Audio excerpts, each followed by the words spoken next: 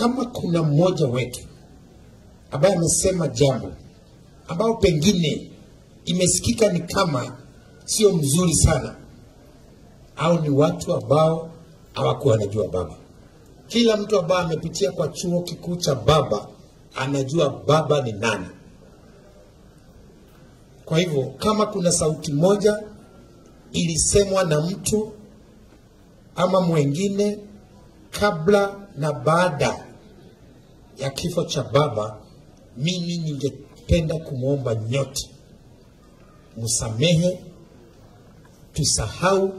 Hiyo ni sauti ya mtu ambaye yeye hakujua baba ni nani.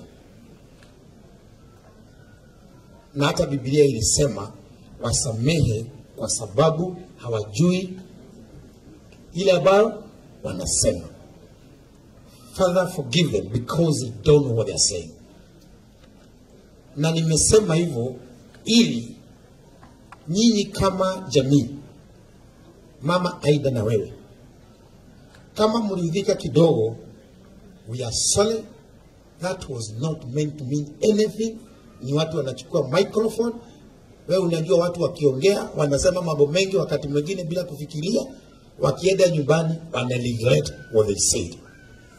So sitaki yeyote achukulie hiyo kama ni mambo, na mama na jamii ya upande huu na Wakenya wote, kama ilifanyika, kama ilienda vibaya kwa maneno, msamehe hiyo na mtusamehe. Na nataka mama, kwa sababu wewe baba akienda mama anaachwa, uchukue hiyo jukumu ya kusamehe hiyo na kumaliza hiyo story completely.